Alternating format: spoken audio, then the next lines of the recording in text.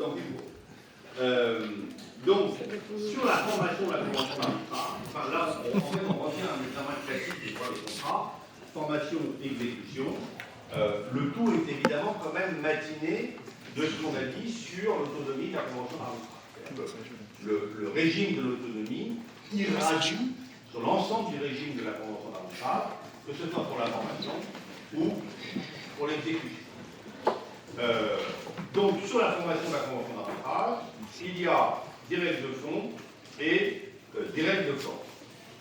Alors, les règles de fond, ce sont des règles assez classiques en ce qui concerne la formation d'un contrat, mais qu'on va évidemment étudier au prisme d'une spécificité du droit de l'arbitrage, et en particulier, vous m'entendez, oui, beaucoup mieux.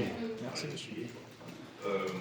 Donc, et en particulier, les questions d'arbitrabilité. Donc, si on prend les règles de fond classiques de validité d'un contrat, vous les connaissez, capacité, consentement, objet, cause. Objet, enfin la cause est disparue, donc non objet. Eh bien, en droit d'arbitrage, ça donne quoi pour la convention d'arbitrage? Sur d'abord la question de la capacité. La capacité, il n'y a pas de règle particulière de capacité pour conclure une convention d'arbitrage, il faut être capable. En revanche, il y aura des questions relatives au pouvoir. Et le pouvoir, c'est le pouvoir d'engager une convention d'arbitrage. Et au fond, il y a deux types de pouvoir. Il y a le pouvoir de l'avocat, du mandataire judiciaire, l'avocat, et puis il y a le pouvoir du mandataire de manière générale, qu'il soit un mandataire pur et simple, qu'il soit mandataire social, qu'il soit le représentant d'une personne protégée, un mineur ou un majeur protégé, etc. etc. Bon. Ici, il n'y a pas beaucoup de particularités, sauf que on considère quand même que le consentement à l'arbitrage est un acte grave. Et que donc bien souvent, il faut un pouvoir spécial. Et notamment, l'avocat doit avoir un pouvoir spécial pour représenter la partie s'il conclut la convention d'arbitrage. Si la clause compromissoire est insérée dans le contrat, elle va être signée directement par la partie elle-même, non pas par l'avocat. Si, en revanche, on a un compromis d'arbitrage, là, il arrive que la partie soit présente, c'est-à-dire le cas présent, mais parfois, elle n'est pas présente. C'est donc l'avocat qui va signer le compromis d'arbitrage. Et s'il signe le compromis d'arbitrage, il faut qu'il puisse alléguer d'un pouvoir spécial d'engager son client dans un arbitre. C'est quand même, qu'on le veuille ou non, une procédure dérogatoire au droit commun, officiellement, et par conséquent, il faut un pouvoir spécial pour l'avocat. Et ça, c'est un point qui est souvent oublié en pratique. En pratique, il m'est arrivé souvent de voir des avocats sans pouvoir spécial. Alors, ça peut être une tactique consistant à dire, après, en fait, la cause compromissoire n'a pas été valablement engagée, mais c'est une tactique extrêmement périlleuse, d'abord parce qu'elle est vue pour la mauvaise foi, et ensuite, parce qu'en matière internationale, elle ne portera pas. Donc, il n'y a qu'en matière internationale que ça peut, le cas échéant, jouer, mais c'est à l'avocat adverse, ou c'est au tribunal arbitral, en matière de comportement arbitral, d'appeler l'attention sur le fait qu'il faut des pouvoirs spéciaux pour signer des conventions arbitrales. Ok? Ça, c'est pour le premier type de mandat, c'est le mandat ad litem, comme on dit, le mandat de l'avocat. Ad litem, litem, c'est le litige. Voilà. L'autre type de mandat, le mandat classique, qui prenne la forme d'un mandat normal ou d'un mandat social, ou d'un mandat d'un tuteur. Là encore, il faut que le tuteur ou le mandataire dispose d'un pouvoir spécial en matière interne. Et en ce qui concerne le mandat social, cette fois-ci, eh bien, la conclusion d'une convention d'arbitrage, y compris dans le contrat, doit faire l'objet, doit rentrer dans les dispositions prévues à cet effet dans les statuts de la société. les statuts de la société, lorsqu'elles donnent un pouvoir général aux dirigeants sociaux d'engager la société, doivent préciser, y compris de l'engager par une convention d'arbitrage. Donc là encore, il faut une disposition spéciale pour le mandataire s'il conclut une convention d'arbitrage, qu'elle prenne la forme d'une clause compromissoire ou d'un compromis. En matière internationale, la règle est la même, mais comme je vous l'ai dit, elle n'est pas opposable aux salariés, elle n'est pas opposable aux co-contractants, et par conséquent, c'est cette jurisprudence Soerni dont je vous ai parlé ce matin, SOERNI, de mémoire de 2009, qui nous dit que la loi applicable au mandat social n'est pas susceptible d'invalider la convention d'arbitrage qui avait été conclue par un mandataire social qui n'en avait pas le pouvoir. Ok? Donc, retenons sur cette partie, qui n'est pas grand-chose à bien dire, qu'en matière de capacité, c'est la même chose, c'est le droit politique qui s'applique, et en matière de pouvoir, il y a des règles spécifiques de protection de l'engagement à l'arbitrage qui ne sont applicables qu'en matière interne. Ok? Deuxième point, après la capacité, le pouvoir, de conclure une convention d'arbitrage, le consentement. Alors le consentement, je vais aller très vite parce qu'en fait, on en a déjà parlé. À travers le régime de l'autonomie de la clause compromissoire, on a traité de la question du consentement. À partir du moment où on met le mot arbitrage, on a consenti à l'arbitrage et surtout, on ne peut plus y échapper. Ça, c'est un point que je trouve parmi les plus difficiles à expliquer, j'allais dire, au grand public. Les gens qui confondent allègrement l'arbitrage, la médiation, la transaction, la consultation, etc. Je ne parle pas vous, pas ici, pas maintenant, mais c'est vrai que l'arbitrage est une justice et qu'à partir du moment où on a mis le mot arbitrage dans le contrat, c'est terminé. On ne retourne plus devant la justice étatique. Sauf si on s'est ménagé la voie de l'appel en matière interne, mais c'est rarissime, et on n'y retournera que pour le recours en annulation ou l'appel de l'ordonnance d'exécution. Mais on n'y retourne plus. Donc le consentement à l'arbitrage, il est donné non seulement de manière irrévocable, mais en plus, il est extrêmement contraignant. C'est-à-dire qu'à partir du moment où on a évoqué l'arbitrage dans le contrat, ou le compromis d'arbitrage, c'est terminé. On a changé de circuit, on a quitté la justice étatique et on a consenti à la justice arbitrale. Et le droit de l'arbitrage est si performant, si efficace, si favorable, on parle de favor arbitrandum, en réalité, on a tous les moyens pour contraindre une partie à exécuter sa convention d'arbitrage. Lorsque vous avez un contrat de vente, si la personne ne veut pas vendre, ben, au final, ça va se résoudre en dommages et intérêts. D'accord? Sauf si on arrive à faire une question. Lorsqu'on a une convention d'arbitrage, un contrat d'arbitrage, appelons-le comme ça, eh bien, au final, on ira à l'arbitrage. Si une partie ne veut pas aller à l'arbitrage, on ira à l'arbitrage. Et on ira peut-être sans elle. Et c'est là où l'arbitrage est redoutablement efficace. C'est qu'une partie qui déciderait de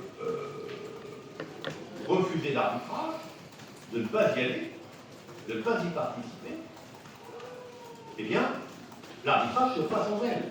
Et c'est pire pour elle. C'est pire. Donc en fait, la technique, la manœuvre dilatoire va se retourner contre celui qui fait cette manœuvre. Et c'est ça l'extraordinaire efficacité de l'arbitrage. Vous avez une clause compromissoire, vous la mettez en œuvre, le défendeur ne répond pas. C'est ici le centre d'arbitrage. Le centre d'arbitrage va forcer le défendeur. Si le défendeur ne répond toujours pas, le centre d'arbitrage va constituer le tribunal d'arbitrage.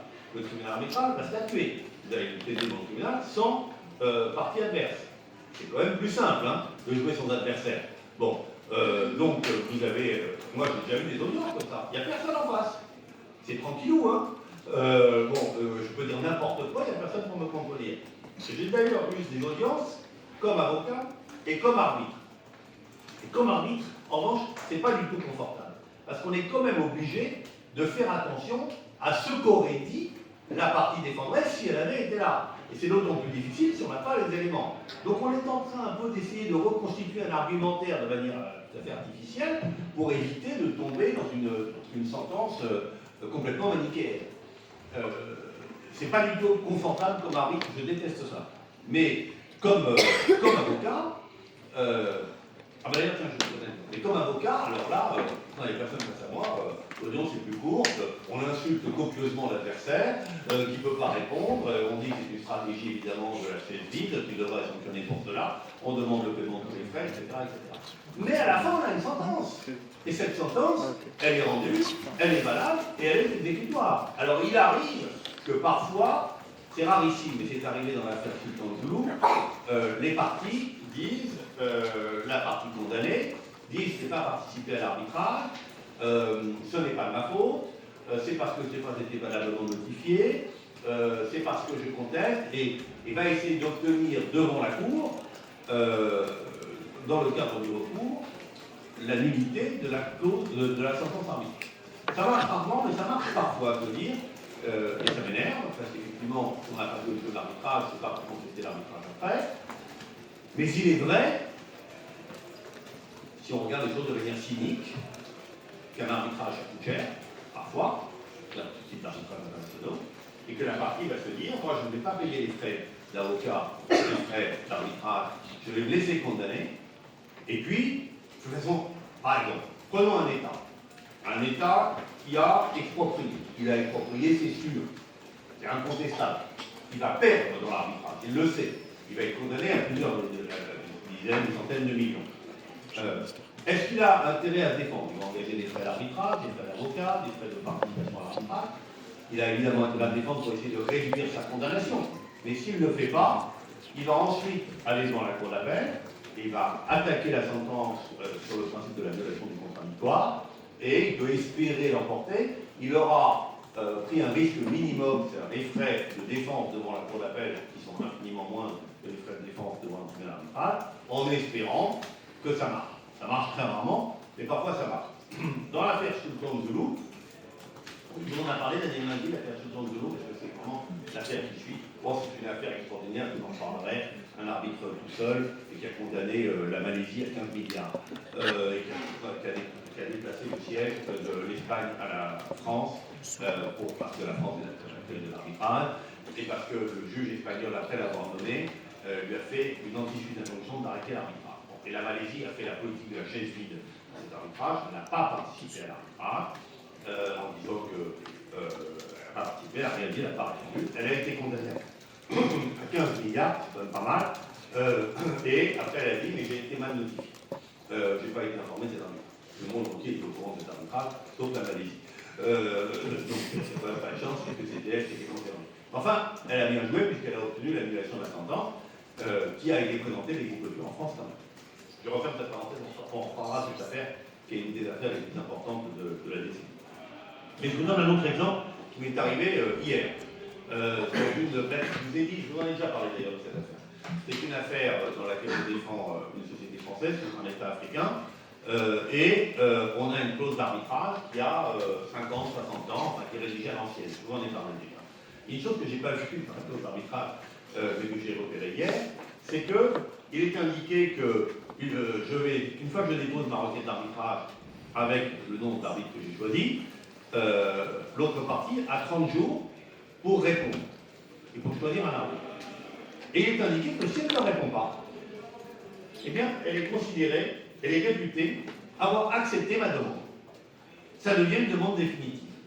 Et donc, une discussion hier avec les collaborateurs, on dit chouette, c'est bon, on va gagner, répondons jamais, on aura tout de suite un titre juridique, la requête deviendra la sentence. Et moi, j'aurais dit non. J'aurais dit d'être jeune et naïf, parce que, en réalité, c'est pas ça du tout. Ce qui va se passer, c'est qu'on n'obtiendra jamais l'exéquature d'une requête devenue sentence sur la base d'une convention d'arbitrage qui rend automatique, qui rend la requête automatique, alors qu'il n'y aura pas une défense. Je ne vois pas un juge national, même pas le juge français, même si la clause le dit, nous donner un titre exécutoire pour une sentence arbitrale qui n'aura même pas été précédée d'une procédure arbitrale par aucun tribunal arbitral et sans défense. Donc notre travail finalement, ça va être d'essayer de convaincre notre adversaire qu'il faut qu'il participe à l'arbitrage. Moi, si j'étais lui, j'y participe pas. Parce que franchement, on va être coincé. Alors, on ne va pas être coincé parce qu'on va demander l'annulation d'un juge d'appui, par les circuits, d'un arbitre au lieu et place de la partie adverse. Mais une lecture un peu rapide pourrait nous dire bon, ben voilà, là c'est la martingale, c'est la clause parfaite, la convention d'arbitre, la requête se transforme en sentence. Non, en fait, c'est très compliqué, même si on est dans le droit, dans son droit, même s'il y a eu un consentement à la convention d'arbitrage qui est incontestable, c'est très compliqué d'avoir une sentence d'exécuter une sentence avec une partie des familles. Donc absolument légitime. Ok. Il n'en demeure pas moins sur ce point 2 des conditions de fond de validité de la convention d'arbitrage que, eh bien, le consentement, il est donné, et une fois qu'il est donné, il est extrêmement contraignant. On dit, je le disais tout à l'heure, que la clause compromissoire est une clause indestructible. On ne peut pas revenir dessus, on ne peut pas renoncer, on est engagé de manière définitive et irrévocable à trancher son litige par la voie de l'arbitrage. Sauf évidemment dans un cas, c'est si les deux parties sont d'accord pour y renoncer. Ça, évidemment, le mutuus dissensus permet de revenir sur le mutuus consensus. Ça, c'est évidemment classique en droit des contrats. Mais c'est jamais comme ça. Il y a toujours une des parties qui veut forcer l'autre à aller à la. Ok. Troisième condition, le fond, appelons ça l'objet, et chez nous, l'objet, ça s'appelle l'arbitrabilité. Il faut que la clause d'arbitrage porte sur un objet arbitral. Alors, c'est un sujet un peu compliqué, parce qu'on doit distinguer entre l'arbitrabilité subjective et l'arbitrabilité objective. L'arbitrabilité, et on doit distinguer entre le droit interne et le droit international. L'arbitrabilité subjective, c'est l'arbitrabilité en fonction de la personne qui conclut la convention d'arbitrage. Ok?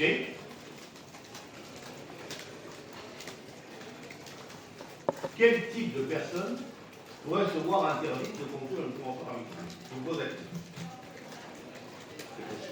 Oui. Un consommateur dans un contrat face à un professionnel, un vendeur professionnel. Alors, je le rangerai plutôt dans l'arbitrabilité objective, parce que c'est le droit de la consommation. Mais ça pourrait être défendu. Oui. Voilà. Le vrai sujet, c'est la personne morale de droit public. La personne morale de droit public, en matière interne, n'a pas le droit de conclure des conventions d'arbitrage. Le maire ne peut pas conclure une convention d'arbitrage avec l'entreprise de peinture qui va ravaler sa façade. D'accord? Il n'a pas le droit. Et ce principe, il figure à l'article 2060 du Code civil. Alors là, on peut se demander pourquoi il est dans le Code civil. Qu'est-ce que fout dans le Code civil un article qui concerne les personnes morales de droit public? Et ça fait partie des propositions qui sont faites dans le rapport de déplacer cet article, enfin ce bout d'article, dans le Code de justice administrative. Sauf que ce principe, qui est un principe fort, auquel les juges administratifs sont sensibles, est un principe qui est assorti de tellement de dérogations, de tellement d'exceptions, qu'on se demande si c'est encore un principe. Quelles sont les exceptions? Première exception, et pas des moindres, en matière internationale. En matière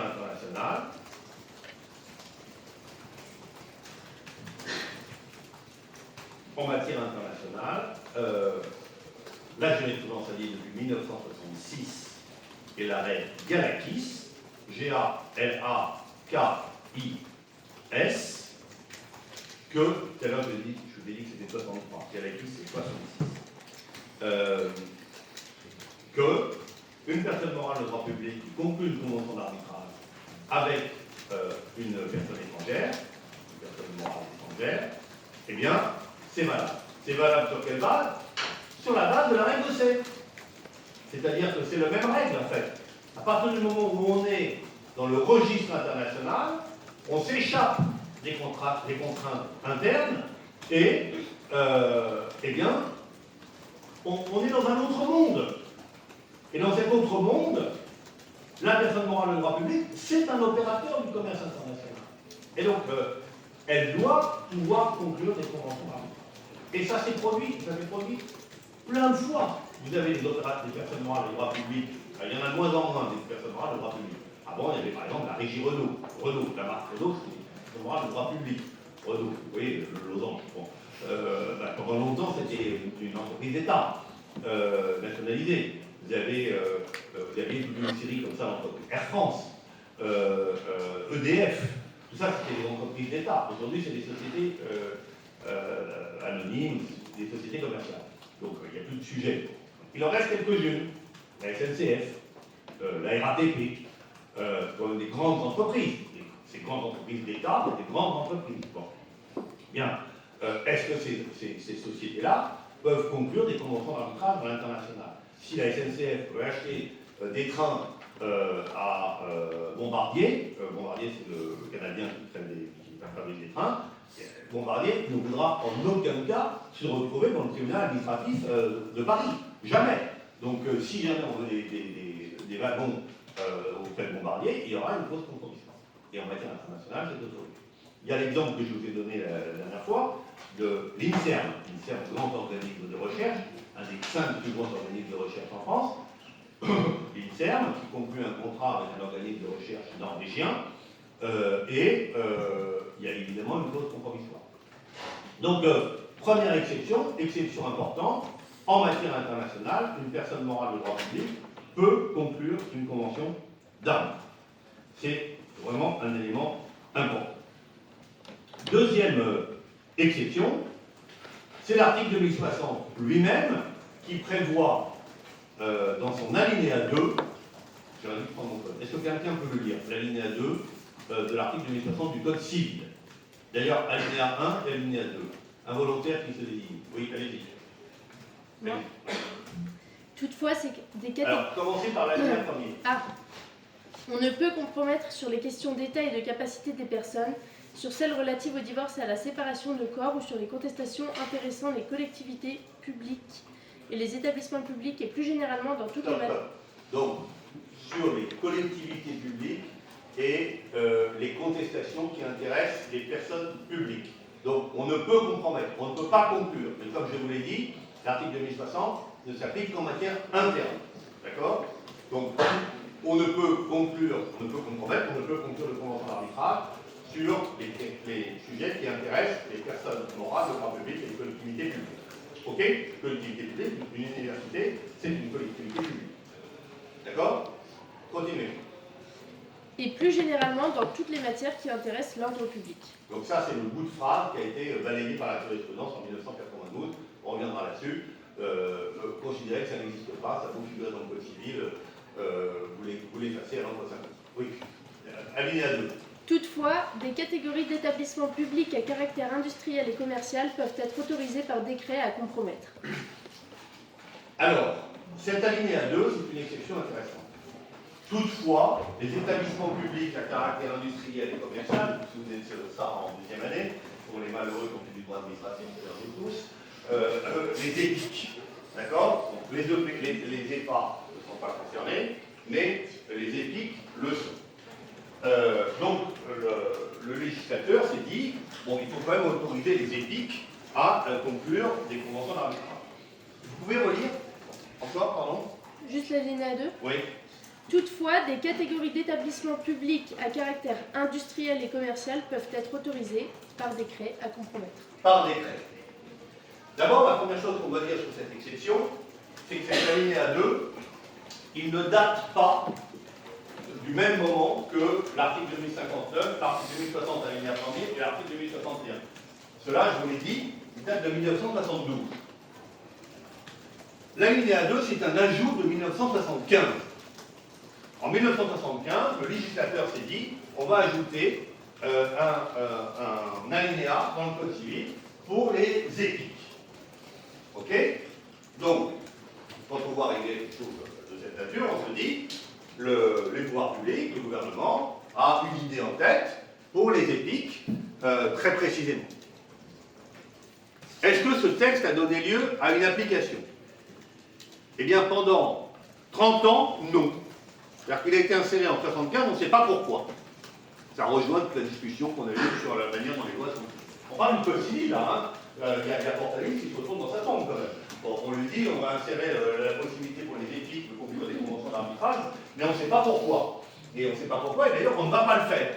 Parce qu'il faut le prendre par décret, et le premier décret arrivera en 2002, en réalité, pour autoriser, alors, des sociétés qui ne vous diront rien, mais les houillères de France, donc des bassins miniers, de conclure des conventions d'arbitrage qui sont effectivement des équipes. Voilà. Mais cette exception est donc une exception quasiment inexistante, qui est pourtant prévue dans le Code civil, et qui n'a donné lieu à quasiment aucune application depuis 1975. Autant dire que si on supprimait cet article, on ne sentirait pas une amputation douloureuse, ça serait totalement indolore. Après, troisième exception, ce sont les exceptions qui sont adoptées par arrêté. Alors, fondamentalement, je ne sais pas comment ça s'introduit dans la hiérarchie des normes. C'est-à-dire que si la loi dit le contraire, l'interdit, un arrêté ne peut pas le permettre. Mais on a quand même de nombreux exemples d'autorisation de recourir à l'arbitrage pour les personnes morales de droit public en matière interne, pour des entreprises, pour des personnes morales de droit public, précises, identifiées. Justement, la SNCF, justement, la RATP, quelques personnes morales de droit public comme ça qui ont été autorisées par arrêté, donc à titre exceptionnel, à conclure des conventions. Ok? Quatrième exception, c'est ce qu'on appelle les PPP, les partenariats publics-privés. Le nom est impropre, parce que le nom réel, c'est contrat de partenariat. C'est quoi ces contrats? Ce sont des contrats où une personne morale de droit public va conclure un contrat avec une personne morale de droit privé pour, souvent, une opération de construction, une opération d'infrastructure, et bien pour ces PPP, une ordonnance du 17 juin 2004 a prévu d'autoriser que les clauses compromissoires puissent être insérées dans ces contrats de partenariat. Alors, c'est des contrats bizarres, les contrats de partenariat, parce que c'est par exemple la construction d'un hôpital, la construction d'une prison. Par exemple, la construction d'une prison, c'est intéressant, on en parle beaucoup en ce moment. Moi, je n'ai toujours pas compris quel était l'intérêt d'une personne morale de droit privé de construire une prison. À quel moment elle gagne de l'argent sur la prison? Donc ces contrats de partenariat sont quand même un peu bizarres. On ne voit pas très bien quelle est la contrepartie pour la personne morale de droit privé. Elle obtient une concession, par exemple, quand elle construit un stade, elle obtient une concession sur 50 ans, 100 ans, et une prison. Une concession sur une prison, je ne vois pas. Toujours est-il que, dans sa grande sagesse, le législateur en 2004 a prévu que dans ces contrats de partenariat, il était possible d'insérer des clauses compromissoires.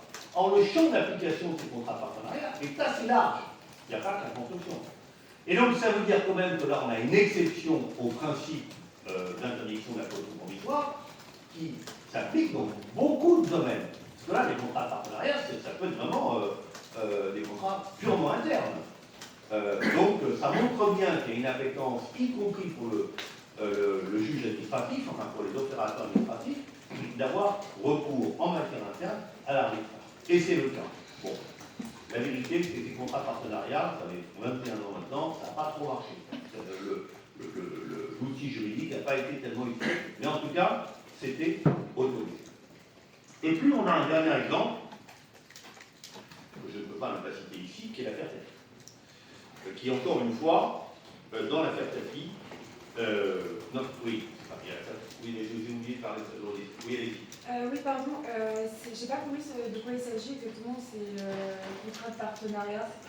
C'est quand une personne morale de droit privé et une personne morale de droit public concluent un contrat dans un objectif commun. PPP, personne privée, publique, partenariat public-privé. Donc, c'est souvent en matière de construction, et c'est effectivement, vous avez la mairie de Paris, prenons un exemple qui n'existe pas. Vous avez la mairie de Paris qui veut construire un nouveau stade de foot pour le Paris Saint-Germain et va se mettre avec Vinci ou avec Bouygues. Ils vont conclure un contrat. Bouygues va construire moins cher et en échange, Bouygues aura la concession pendant 30 ans, 40 ans du contrat, du bien.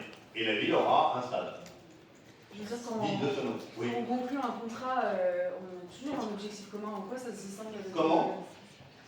Lorsqu'on conclut un contrat, il y a toujours un objectif commun. En quoi ça se distingue d'autres contrats Ben, parce que c'est public-privé, et c'est quand même pas toujours le cas, souvent des opérations de construction dans un objectif particulier, au terme duquel il y a une concession. Quand vous construisez, vous avez un contrat pour repeindre la façade de la mairie, c'est pas un partenariat, c'est un contrat d'entreprise classique. D'accord? C'est vraiment un type de contrat. Oui, j'ai oublié de vous parler avant la patati de l'Eurodisney, mais je crois qu'on a déjà parlé d'Eurodisney.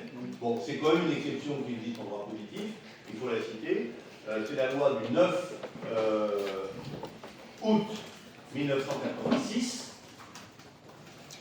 et qui dit que la caution provisoire est interdite dans les contrats personnels de droit public, sauf pour l'aménagement d'un parc d'attractions en région parisienne. Bon. Donc, j'ai oublié un peu celle-là parce que vous voyez, je ne vois pas comment on va la réemployer, cette loi. Mais enfin, elle existe, elle est dans le droit politique. Et alors, oui, ce qui est intéressant à dire sur cette loi, ce que je ne vous ai pas dit la dernière fois, c'est que si vous rapprochez ce que je viens de vous dire en matière internationale, notamment la jurisprudence Galakis, qui autorise l'arbitrage en matière internationale, en fait, on n'a pas besoin de la loi Euro-Disney. Parce que Disney, c'est pas français, heureusement. C'est pas français, enfin, heureusement, il y a beaucoup de Disney, mais les parcs d'attraction, c'est plus réservé.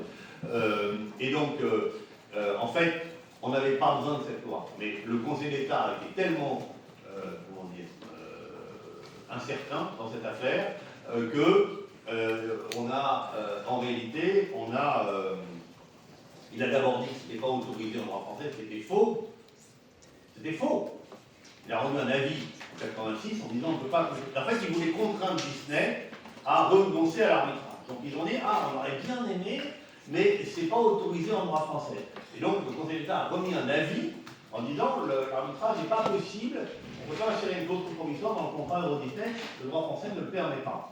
Et ils ont rendu cet avis. Et donc Disney a dit on comprend très bien, les règles françaises, le droit politique, nous avons beaucoup de respect pour le Conseil d'État, et bien nous, nous partons en Espagne. Bon, le Conseil d'État dit non, c'était pas du tout l'objectif c'est pas qu'ils partent en Espagne, c'est qu'ils viennent devant le Conseil d'État. Bon, donc à ce moment-là, le gouvernement Chirac, en pleine cohabitation avec Mitterrand, a pris cette loi en urgence à l'été 86 pour dire bon, c'était pas autorisé, mais du coup on va l'autoriser. Et sauf que c'était inutile. Donc c'est la loi à la fois qui n'est ni impersonnelle ni générale, comme doit être toute loi, qui est une loi de circonstance, et en plus qui est inutile. Donc j'ai un peu tendance à l'oublier. Bref.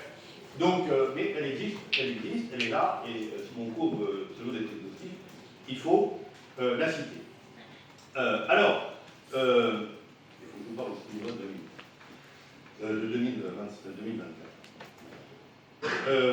Donc après, dans l'affaire Tapie. Alors, l'affaire Tapie, vraiment, bon, vous allez peut-être croire que c'est mon obsession, c'est plus mon obsession. Ça l'a été, mais c'est plus mon obsession. En revanche, elle pose, comme je vous l'ai dit, un certain nombre de questions tellement inédites qu'il y a de quoi alimenter les cours de droit de l'arbitrage pendant plusieurs décennies. Et là, il faut vraiment être reconnaissant Bernard Tapie d'avoir fait cette pratique niveau que personne, qu'aucun esprit n'aurait été suffisamment tordu pour inventer lui-même. Et donc, dans cette affaire Tapie, il y a... C'est un écran, en tout cas, c'est pas un tableau. Bon, il y a, en fait, donc, je vous rappelle le système, enfin l'enjeu. On a le Crédit Lyonnais, qui était une banque d'État, d'accord? Qui était la banque d'État, la comptatrice de l'État pendant 50 ans, quel que soit le gouvernement. Le Crédit Lyonnais, qui fait des acquisitions, et qui sort un peu de son rôle de banquier, qui fait des investissements, des acquisitions, qui achète des sociétés, et qui achète n'importe quoi. Qui achète la MGM, donc il se retrouve, la MGM, la Metro-Goldwyn-Mayer, donc la grande entreprise de production américaine, un jour, le Crédit Lyonnais l'achète, il devient patron de la MGM. Donc quel rapport entre le Crédit Lyonnais et la MGM, je ne sais pas, mais le producteur de cinéma était désormais le Crédit Lyonnais. Bon, il achète vraiment énormément de choses, il achète n'importe quoi, et notamment, il achète, il permet d'acheter Adidas à Bernard Tapie.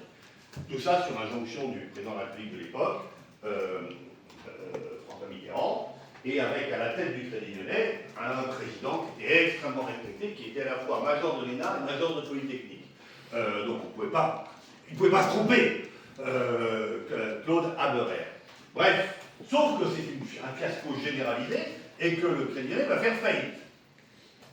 Fait faillite, on ne sait pas quoi faire de la MGM, les banquiers ne sont pas des producteurs de cinéma, on a Tapi, on a Adidas, etc. Et donc, l'État va prendre une loi spéciale qui va loger, donc le Crédit Lyonnais fait faillite n'existe plus. Il s'appelle d'ailleurs aujourd'hui LCL. C'est plus le Crédit Lyonnais, c'est la suite du Crédit Lyonnais, mais c'est plus le Crédit Lyonnais, il a fait faillite. C'est une banque qui fait faillite, vous imaginez ce que ça représente pour les petits épargnants. Donc en fait, ça ne peut pas faire faillite. Parce que nous tous qui avons des comptes bancaires, on n'a pas envie, on ne rentre pas notre argent, nos tout petites économies, au prétexte qu'on a voulu devenir producteur à Hollywood. Bon, donc l'État ne peut pas permettre à une banque de détail, les grandes banques françaises, de faire faillite. Donc l'État récupère le Crédit Lyonnais, reprend les actifs du Crédit Lyonnais, les comptes, les machins, les immeubles, et loge tous les passifs dans ce qu'on appelle un consortium de réalisation, c'est-à-dire une structure où il y a les actifs pourris, disons-le comme ça. Et il va falloir organiser la sortie de ces actifs pourris. Ce consortium de réalisation s'appelle le CDR, et dans ce consortium de réalisation, il y a l'actif Bernard Tapie, Adidas. D'accord? Donc il faut sortir de là. C'est donc totalement piloté par l'État. Et d'ailleurs, ce CDR, il est lui-même soumis à une structure intermédiaire entre l'État et le CDR, qui est un établissement public administratif, un EPA et non pas un EPIC. D'accord? Qui s'appelle, je ne sais plus comment c'est, l'EPFR, établissement public de réalisation et de financement. Or, cet établissement public administratif, le PFR, il contrôle le CDR. Il est contrôlé par le ministre de l'économie. Il y a un conseil d'administration. C'est un établissement public administratif, un EPA. Et c'est lui qui contrôle le PFR. C'est lui qui contrôle le CDR. Or, le CDR, c'est lui qui est en procès avec la Donc, en fait, on a une structure de défaisance, le CDR, qui est organisée sous forme de société anonyme, mais qui est contrôlée par un établissement public administratif. Et quel est le problème ici? C'est que l'établissement public administratif, il ne peut pas conclure de convention d'arbitrage. Il n'a pas le droit. Une société anonyme, elle a le droit. Donc on est dans une situation tout à fait inédite où la société qui contrôle aurait transmis des droits qu'elle n'a pas. Elle ne peut pas conclure, sa filiale pourrait conclure. C'est une filiale à 100%, c'est donc la question qui s'est posée, qui est inédite, c'est est-ce qu'une filiale, au prétexte qu'elle est sous forme de société anonyme, mais qui est en fait une structure tout à fait publique, contrôlée par le gouvernement et par un établissement public administratif, peut conclure un acte que la personne dont elle tient les pouvoirs ne peut pas conclure. Vous voyez, quand je vous dis que c'est un cas de figure, personne ne pouvait imaginer ça. Eh bien, la règle, vous la connaissez, nemo plus juris ad alium transfere potest quam ipse habet. On est d'accord? Nul ne peut transférer plus de droits qu'il en a lui-même. Nemo plus juris ad alium transfere potest quam ipse habet. C'était la thèse que nous défendions. Nous, l'État en plus, parce qu'après, moi j'étais du côté de l'État ensuite, en disant qu'on n'a pas pu transmettre ce pouvoir parce qu'on ne l'a pas. Donc la convention d'arbitrage n'est pas valable. Bon. Et donc on s'est retrouvé avec cette question d'arbitrabilité subjective du CDR et à l'égard du groupe Tapi. Et la question, et franchement, elle était très intéressante. Elle ne s'était jamais posée jusqu'alors. Bon, qu'a dit, et donc nous on disait, alors c'était compliqué parce que nous, l'État, on disait, la convention d'arbitrage qu'on a conclue n'est pas valable. Moi, je l'ai dit avant de travailler pour l'État, quand je travaillais plutôt tout seul, j'ai fait une interview en disant la clause provisoire est illégale et elle est même frauduleuse. L'arbitrage, j'avais dit précisément, l'arbitrage est illégal et sans doute frauduleux. Et ça a déclenché une action de diffamation de Bernard Tapie contre moi, et ça je voulais le raconter. Et puis ensuite je l'ai attaqué lui, bref, on s'est expliqué dans l'étude. Je l'ai attaqué en abus de constitution participe. Et j'ai gagné. J'ai fait appel et j'ai gagné. Bref, et donc, ce qui s'est passé, c'est que la question était de savoir. Or, fondamentalement, en fait, on n'aura jamais la réponse. Pourquoi on n'aura jamais la réponse? On n'aura jamais la réponse parce que... Alors, il y avait la réponse dans des notes rédigées par les services de Bercy qui avaient dit on n'a pas le droit de conclure cette convention d'arbitrage. Ce qui avait donné lieu à tout ce que je vous ai raconté ensuite, la loi sur les tutelles, etc., etc. Et les notes qui avaient dit on n'a pas le droit de le faire parce qu'on est un établissement public administratif, on est l'État, on ne peut pas conclure cette convention d'arbitrage, on est en matière interne. Bon. Mais, effectivement, on n'aura jamais la réponse. Pourquoi? Parce qu'ils nous ont opposé un argument qui était très fort, qui était de dire, vous l'avez conclu, donc vous ne pouvez pas aujourd'hui vous dire qu'elle n'est pas valable. Vous l'avez conclu spontanément, volontairement, et donc vous ne pouvez pas, en quelque sorte, invoquer votre propre droit, l'argument que j'ai évoqué tout à l'heure, pour dire qu'elle n'est pas valable. S'il y avait une clause, une cause de nullité, vous y avez renoncé. Vous êtes réfuté d'y avoir renoncé. Et c'est une bonne décision. Parce que c'est vrai, c'est trop facile. Donc, on ne sait pas finalement si on est dans une exception à l'interdiction des personnes morales au droit public de compromettre, parce qu'en réalité, c'est pour une question de procédure que ce sujet-là, que la clause compromissoire n'a pas été... on ne sait pas si elle était valable ou pas valable. Je suis convaincu qu'elle était illégale, mais ce n'est pas ce qu'a décidé le juge au regard de la manière dont la question s'est posée. Ok? Donc retenons que pour les personnes morales au droit public, le principe demeure l'interdiction, mais il y a tellement d'exceptions qu'on se demande si les exceptions ne sont pas devenues le principe.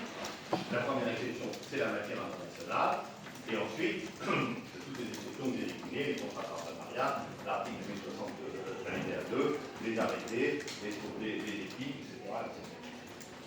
Reste qu'il y a quand même un problème. Le problème, c'est qu'une fois qu'on a dit que l'arbitrage était autorisé, dans les cas pour lesquels il est autorisé en matière, disons, au sens large, administrative, quel est le régime applicable? Et là, on en vient aux discussions qu'on a déjà évoquées quand on a évoqué la dernière fois, c'est-à-dire qu'en réalité, il n'y a pas, dans le Code de justice administrative, de disposition pour expliquer comment on contrôle les sentences rendues, enfin pas seulement comment on contrôle les sentences, qui est le juge d'appui, qui est le juge de recours, et comment on contrôle les sentences. Et là, il y a un conflit de philosophie, de logique. Parce que le juge administratif, il est très soucieux du respect rigoureux du droit administratif. Et donc, il ne peut pas envisager qu'une sentence arbitrale ne respecte pas le droit administratif. Ce qui veut dire que, au stade du contrôle de la sentence, il va contrôler l'application du droit. Et s'il contrôle l'application du droit, ça s'appelle la révision au fond. Ça veut dire que c'est un appel. Et ça, en droit de l'arbitrage, c'est inacceptable. Et je suis prêt à manifester que la plupart des royales, s'il le faut. C'est inacceptable que le juge judiciaire, enfin disons le juge étatique, contrôle le bien ou mal jugé d'une sentence arbitrale. Tout l'arbitrage repose sur le principe d'autonomie. Et ça, c'est applicable dans le monde entier. Le juge du recours ne contrôle pas le fond de la décision. le bien ou mal jugé de la décision. Pourquoi? Parce que les parties ont justement prévu de retirer le fond du différend au juge étatique. Elles ont choisi l'arbitrage pour ne pas se retrouver dans le juge étatique. Et donc le juge étatique qui contrôle le fond, c'est inacceptable. Il n'y a qu'un cas où c'est acceptable, et c'est lorsque les parties ont prévu la possibilité de faire appel uniquement en matière interne devant le juge étatique. Mais sinon, non. Donc on a le juge administratif qui dit, moi, si on applique mal le droit administratif, c'est insupportable, et donc je les contrôle au fond, et le juge judiciaire qui dit n'importe quoi, l'arbitrage, on ne contrôle pas le fond, on contrôle l'arbitrage, s'il a été bien organisé, s'il y a une convention d'arbitrage, si le tribunal est indépendant, etc., mais on ne contrôle pas le fond de la décision, tout l'arbitrage contrôle. Donc on a un conflit de logique, et le Conseil d'État commence à prendre des affaires, parce qu'en plus c'est directement le Conseil d'État, commence à prendre des affaires de contrôle des sentences arbitrales rendues en matière. Bon. Le juge judiciaire dit vous faites ce que vous voulez de l'ordre interne administratif, c'est votre affaire.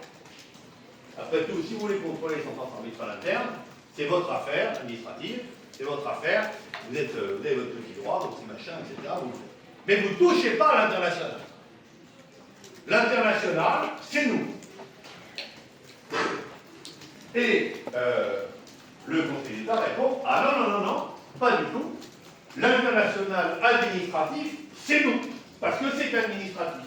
Et qu'on veut contrôler l'application du droit administratif, y compris dans une opération internationale.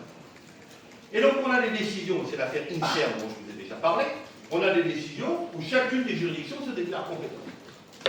La juridiction judiciaire dit je suis compétente parce que c'est l'international, même administratif, et la juridiction administrative dit je suis compétente parce que c'est l'administratif, même international. Sauf que ce n'est pas du tout la même compétence.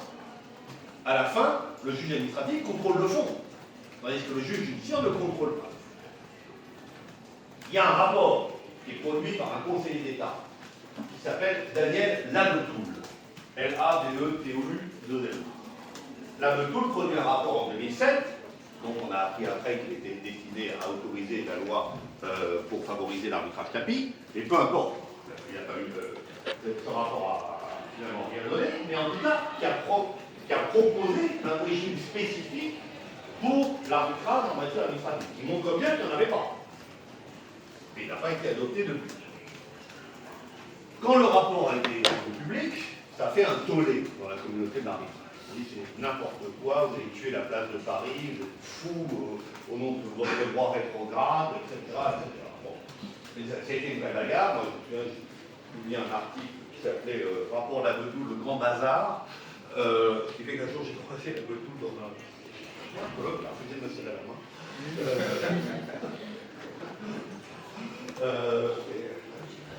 Bon, bref, et j'ai été convoqué au Conseil d'État, enfin j'ai été invité à déjeuner par le vice-président du Conseil d'État, j'ai trouvé quoi qu'on discute, et j'avais publié à ce moment-là seulement une note au Dalloz qui était assez sobre, mais j'avais déjà rédigé mon grand bazar qui n'était pas encore publié.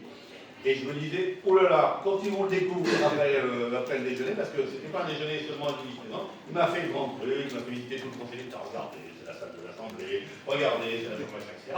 Et j'ai déjeuné avec 4 conseillers d'État, c'était un tribunal. Non mais qu'est-ce que vous reprochez au rapport à Labetoul, etc.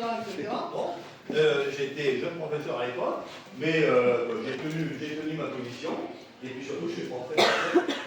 L'article va apparaître la semaine prochaine. Bon, ça n'a rien changé, il va plus ou moins la parole. Peu importe.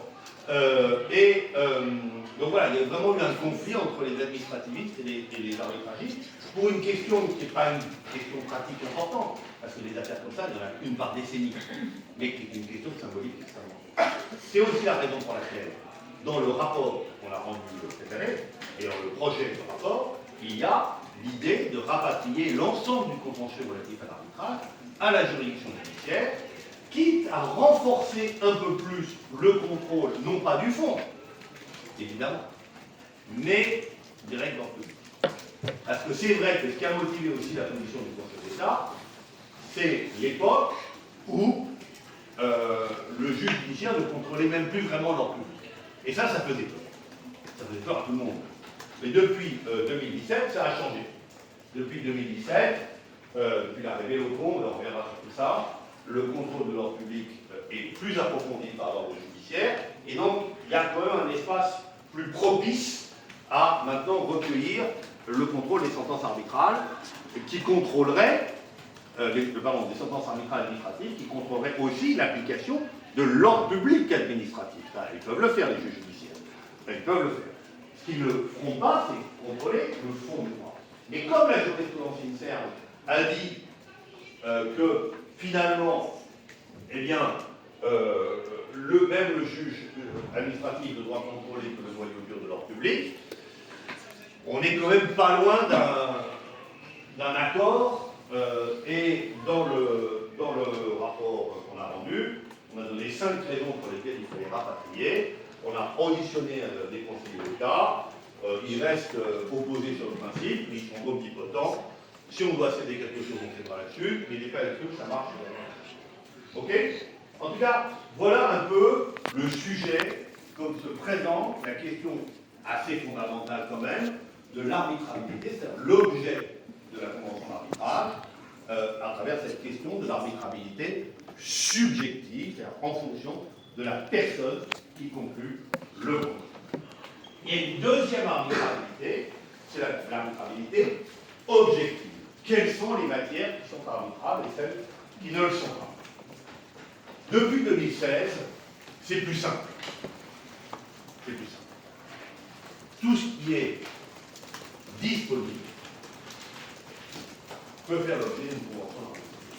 Que ce soit un compromis arbitral ou une clause compromis. Tous les droits disponibles. C'est-à-dire tous les droits sur lesquels on peut conclure un contrat. Tous.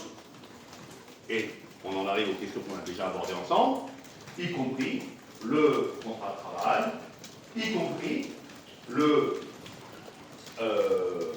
droit à la consommation, y compris le droit patrimonial de la famille, etc., etc. En fait, tout est arbitral. Tout ce qui est contractuel est arbitral. Et tout ce qui n'est pas contractuel n'est pas arbitral, et c'est logique, puisqu'on parle d'un contrat. Alors, qu'est-ce qui n'est pas arbitral? Le droit pénal, le droit fiscal, et encore, l'affaire internationale et les conventions. Et c'est tout.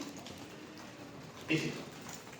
Après, il y a des problèmes parfois d'articulation avec des procédures impératives. C'est le cas dans 2 exemples. En propriété intellectuelle et en procédure collective. Comment ça se passe? Sur la propriété intellectuelle, il y a 2 questions qui se posent. Sur un brevet, il y a 2 questions qui se posent. Il y a la question de la titularité du brevet. Qui est titulaire du brevet? Et il y a la question de la valeur du brevet. D'accord? J'ai cédé un brevet, je vous l'ai vendu 1 million, et finalement il en valait 3. Cette question-là n'est pas un problème. La valeur du brevet est arbitrable. Évidemment, c'est une question patrimoniale, il n'y a pas de problème. La titularité du brevet, c'est plus compliqué.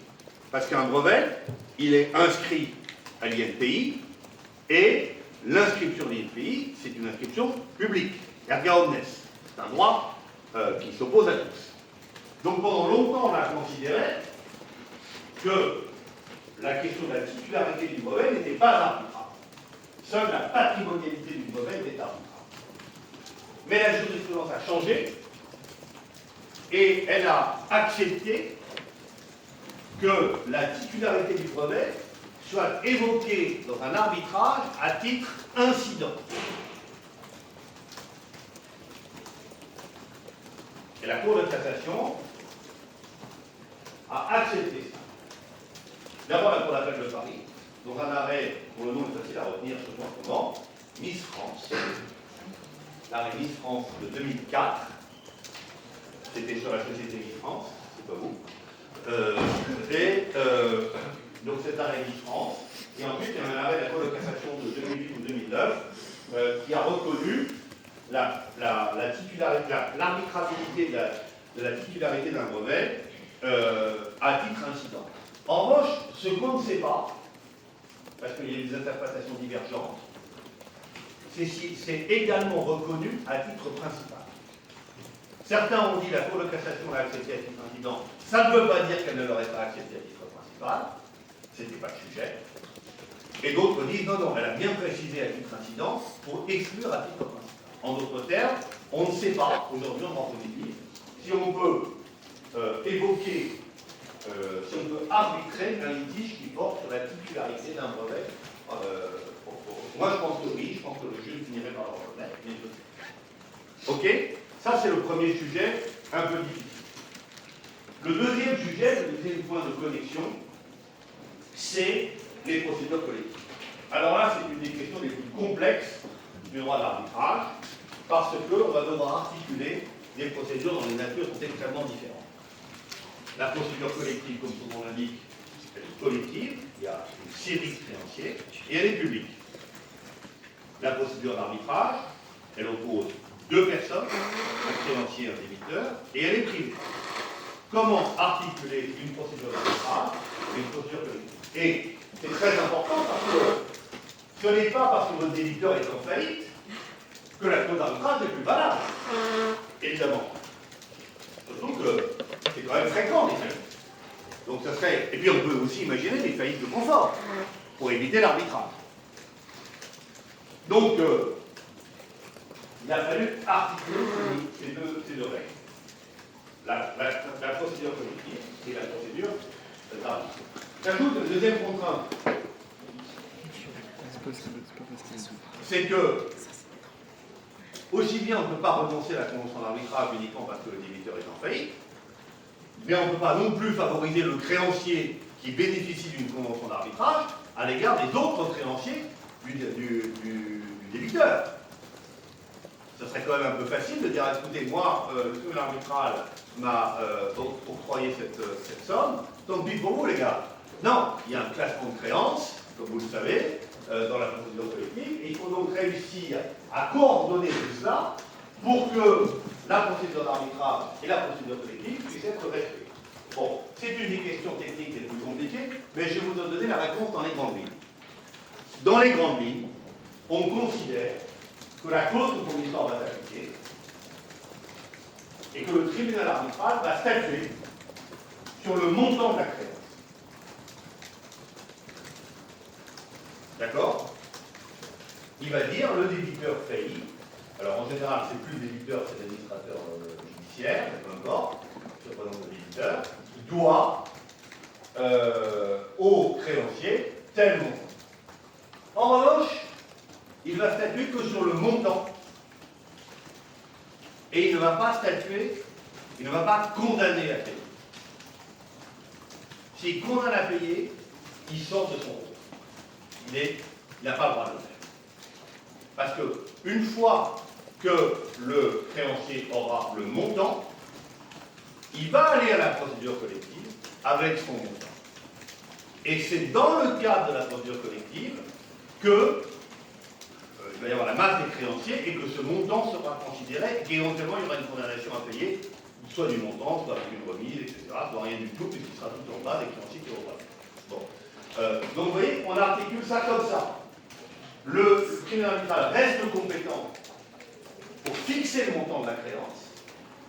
En revanche, il n'est pas compétent pour condamner au paiement de la créance. Ça pose plusieurs problèmes. Vous avez compris le schéma? Bon, là, c'est vraiment les grandes lignes, mais je pense que ça permet d'être clair. Ça pose plusieurs problèmes.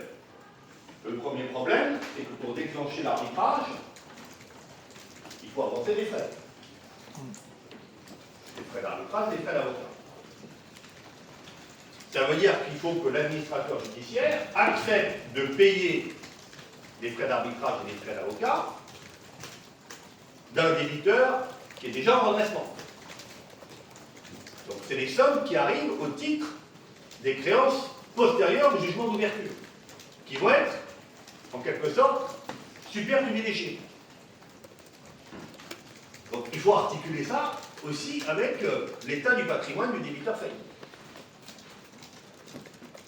Ok? Et puis le deuxième problème, c'est le délai. Parce qu'il faut quand même que le tribunal arbitral se prononce avant la faillite. Alors en général, ça marche. Parce que le tribunal arbitral est plus rapide que le juge commissaire de la faillite. Mais ça veut dire quand même que le tribunal arbitral, il a une deadline dont on doit tenir compte. Moi je déteste ça, comme arbitre.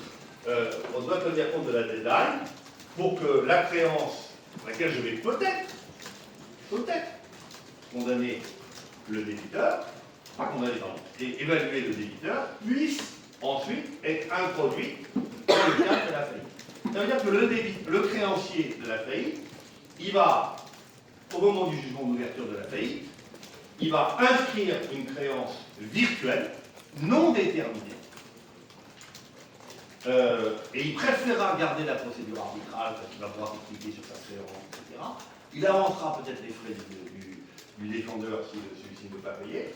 Il va dire au juge commissaire, voilà, moi j'ai une clause arbitrale, donc je vais faire évaluer le montant de ma créance. Et ensuite, une fois que j'ai le montant de la créance, j'inscrirai le montant exact à la procédure collective. Et il faut que le tribunal arbitral se prononce avant la liquidation de la procédure collective. Ok? Je vous donne la parole, mais je continue, et vous aussi, je vous ai vu, et je vous ai vu aussi, et je vous oublie pas. Cette logique-là d'articulation entre la procédure collective et la procédure arbitrale, elle serait transposable en matière de divorce. Là, c'est pareil, on a un juge qui a une compétence exclusive, le juge aux affaires familiales, et on a une convention d'arbitrage qui pourrait trancher une partie du litige, c'est-à-dire les aspects patrimoniaux du divorce. Comment articuler ça? Eh bien, c'est la même chose. C'est-à-dire que le tribunal arbitral se prononcera préalablement sur le montant de la prestation compensatoire, le montant de la pension alimentaire, la valeur des biens, que c'est, tout ce qui est monétisable, tout ce qui est patrimonial. Et puis, une fois qu'il a fait tout ça, il rend sa sentence, il ne condamne pas, et il l'envoie au juge de l'affaire familiale, pas le tribunal arbitral, mais la partie. Et la juge des affaires familiales recevra ça et ne statuera plus que sur les questions extra-patrimoniales, garde d'enfants, etc., etc. Bon, comme je vous l'ai dit de manière un peu polémique, et c'est le divorcé en moi qui vous parle, une fois qu'on a réglé les questions de pognon, le reste le suit. Bon, donc le juge des affaires familiales n'a plus grand-chose à faire. Mais c'est pour ça que ça pourrait marcher. Enfin, moi, je n'ai pas divorcé par loi d'arbitrage. J'ai divorcé très, très correctement par consentement mutuel et j'ai le meilleur rapport avec mon femme. Je refais cette parenthèse.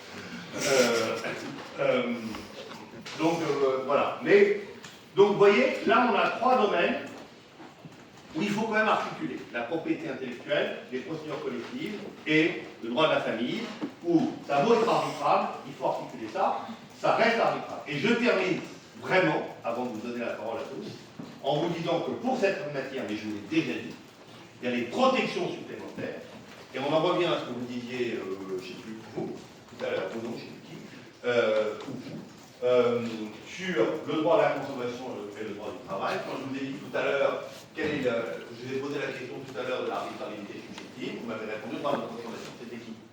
C'était vous. Et je vous ai dit, c'est pas faux, mais c'est pas vrai.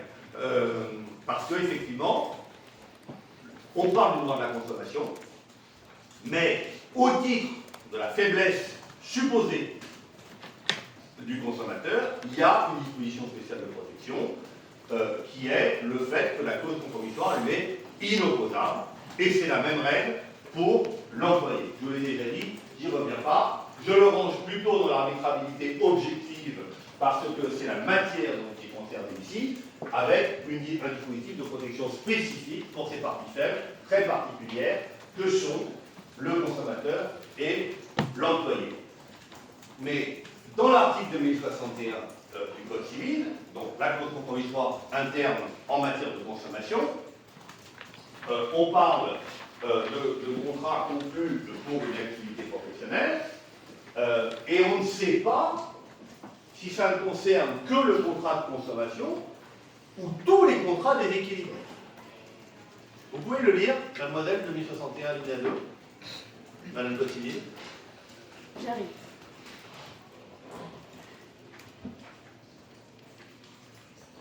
Lorsque l'une des parties n'a pas contracté dans le cadre de son activité professionnelle, la clause ne peut lui être opposée. Voilà. Lorsqu'une des parties n'a pas conclu dans le cadre de son activité professionnelle, la clause ne peut lui être opposée. Donc ça vise le consommateur. Mais est-ce que ça vise aussi le locataire par rapport au propriétaire? L'assuré par rapport à l'assureur. Bref, toutes les parties faibles. D'autant plus que parfois la partie faible est inversée. Vous avez par exemple des entreprises de location qui sont extrêmement puissantes, beaucoup plus puissantes que le propriétaire. Vous avez par exemple les entreprises, les bails de bureaux, des choses comme ça. Ce sont des entreprises extrêmement puissantes. Et là, on est dans un rapport qui est inversé entre la partie faible et la partie forte. Vous avez des joueurs de foot qui sont plus puissants que leur club. Donc les choses s'inversent parfois. Bon, eh bien, donc la portée exacte de cet article 2061 sur le rapport partie forte, partie faible, le consommateur c'est clair, mais ça va sans doute plus loin. En 2061, cette version de 2016 a été publiée, on s'est interrogé sur la portée exacte. En tout cas, retenons avec certitude qu'en matière d'arbitrabilité objective, le droit du travail et le droit de la consommation sont arbitrables, mais il y a des protections pour le consommateur et pour l'employé, c'est-à-dire que la clause compromissoire leur est inopposable. Ok? Alors, il me reste 5 minutes pour prendre les questions, parce que moi j'en ai terminé avec mon exposé de l'arbitrabilité et des conditions de validité de fond de la Convention d'arbitrage. Vous d'abord. Oui, en fait, c'est sur l'inopposabilité, enfin, je sais que c'est écrit comme ça dans le texte, mais dans la mesure où la question de l'opposabilité, elle sert à organiser un rapport entre plusieurs personnes d'externe à interne. Par exemple, quand on parle d'une inscription d'hypothèque, on cherche à opposer un effet de droit à d'autres personnes que celle qui est en cause. Est-ce qu'il ne faudrait pas plutôt parler de nullité? Parce que j'ai l'impression que c'est plutôt une condition de validité de la clause. Ça n'a pas de sens de dire que la clause est inopposable lorsqu'on est dans un rapport bipartite, où en fait il ne s'agit pas de savoir si... Alors, je vous interromps parce que c'est une question qui a été souvent traitée. Et en fait, le concept d'opposabilité est susceptible de plusieurs acceptions. Il y a celui dont vous parlez, à l'égard des tiers, mais il y a, et on avait vérifié dans le vocabulaire, il y a aussi l'opposabilité entre les parties. Donc on est plutôt dans cette deuxième occurrence. Donc ça s'applique incontestablement depuis la jurisprudence de 1999 en matière de contrat de travail. Alors, autre question. J'ai vu plein de mains se lever. Oui. C'était par rapport à l'articulation entre la procédure collective et l'arbitrage. Oui. J'ai pas bien compris ce que le créancier devait déclarer au stade de la déclaration de créance. Oui, il va déclarer le montant que le tribunal arbitral lui a octroyé. Mais si le tribunal arbitral ne répond pas, parce qu'il y a un délai qui est quand même trop pour déclarer ça. Je vous ai dit, ça c'est une des difficultés. Donc okay.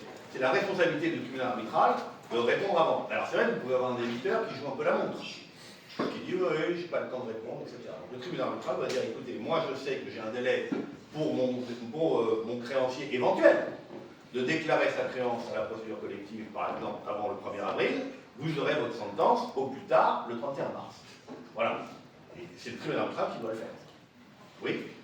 Ici, le créancier décide de déclarer une créance éventuelle sans que le tribunal arbitral n'ait statué. Est-ce qu'il sera sanctionné par le tribunal arbitral Ah ben non, il sera sanctionné par le juge commissaire.